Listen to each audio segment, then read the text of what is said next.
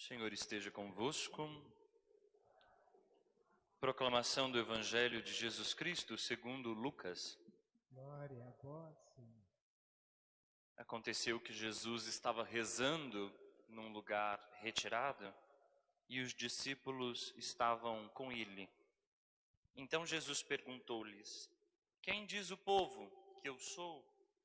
Eles responderam: "Uns dizem que és João Batista, outros que és Elias, mas outros acham que és algum dos antigos profetas que ressuscitaram."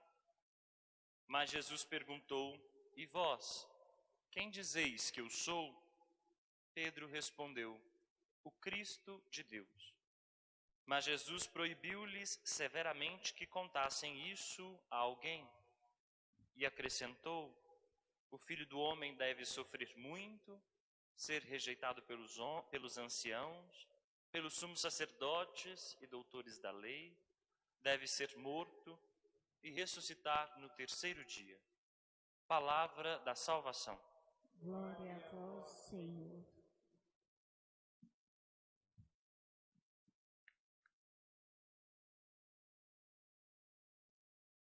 Meus irmãos, minhas irmãs, quem vocês dizem que eu sou? É a pergunta que Jesus dirige a cada um de nós nesse instante, certamente. Não é uma pergunta que ficou presa no passado, dita apenas aos discípulos dele, mas todos aqueles que se aproximam de Jesus, se apaixonam por ele, querem segui-lo, devem ouvir essa pergunta: quem você diz que eu sou?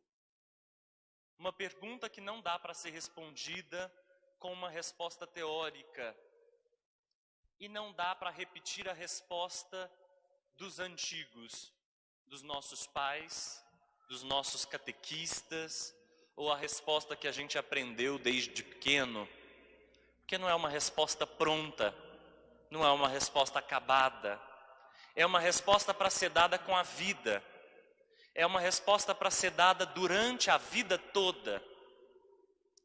A todo momento nós somos convidados a responder quem é Jesus para nós.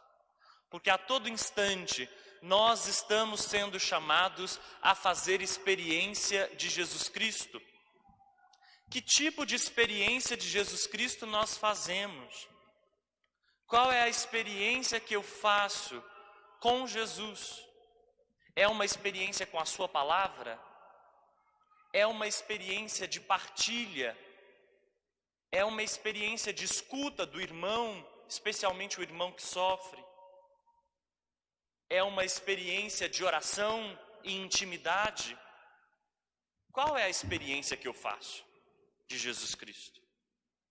Ou será que eu só ando à distância de Jesus, olhando de longe, acho a figura dele uma figura curiosa, uma figura até interessante, uma figura até apaixonante, mas não quero me aproximar muito dele.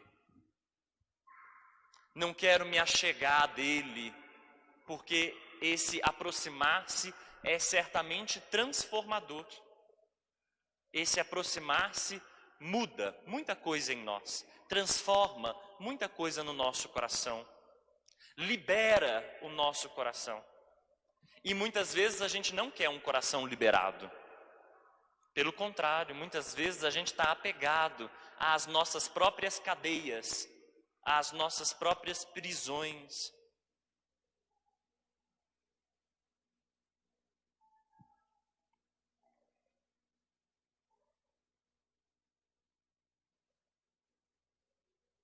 Muitas vezes nós estamos então apegados às nossas próprias cadeias e às nossas próprias prisões. Temos uma dificuldade de nos aproximar de Jesus e temos uma dificuldade de escutá-lo no nosso dia a dia.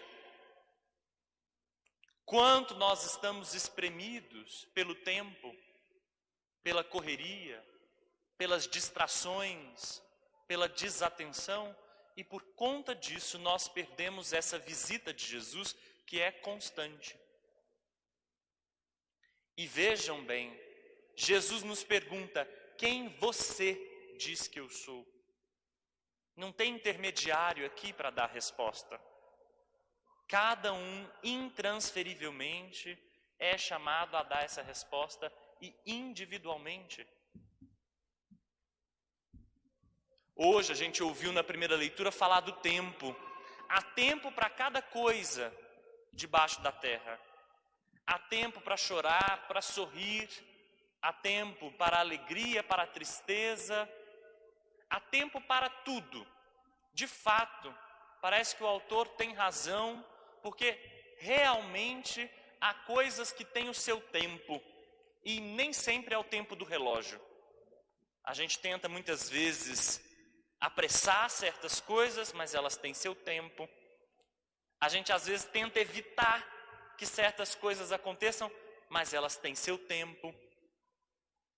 E ao mesmo tempo que a primeira leitura fala disso, de um tempo para cada coisa, o Salmo diz que a nossa vida é como vento, como um sopro, uma sombra. Parece que enquanto a primeira leitura diz, tem tempo para cada coisa, o Salmo diz, a gente não tem tempo. E as duas coisas não são opostas, elas se completam. De fato, muita coisa na nossa vida tem o seu tempo específico. E ao mesmo tempo a nossa vida é breve, um sopro.